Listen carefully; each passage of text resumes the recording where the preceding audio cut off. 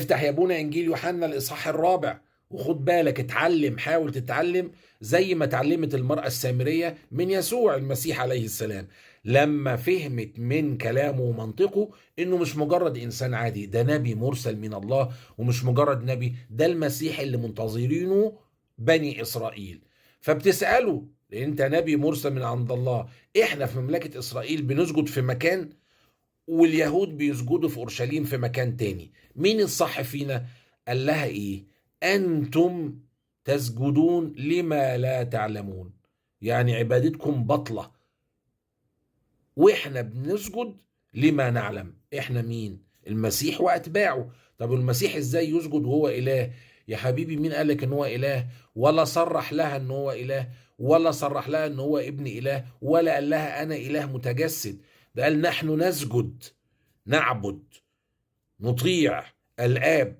ولا في أي نص تاني قال إن أنا الله أو ابن الله أو أنا متجسد، إله متجسد.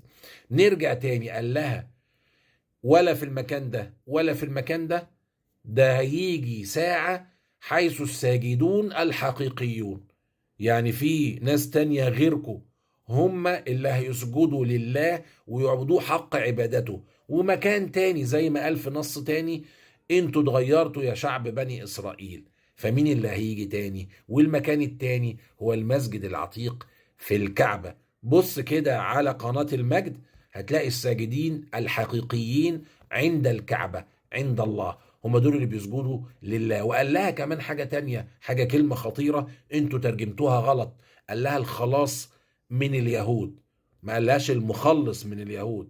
الخلاص من اليهود يعني الفرار من اليهود، النجاة من اليهود، النجاة من الشيطان، الخلاص من الذنوب، الخلاص من النار. فهمت يعني ايه الخلاص من اليهود؟ لانه طول حياته كان في حوار ما بينه وما بين اليهود، ودايما كان بيقول لهم انتم قتلة انبياء اولاد افاعي. هيجي يقول لها ده انتوا اليهود دول افضل الناس. ركز واعقل الكلام كده واحدة واحدة.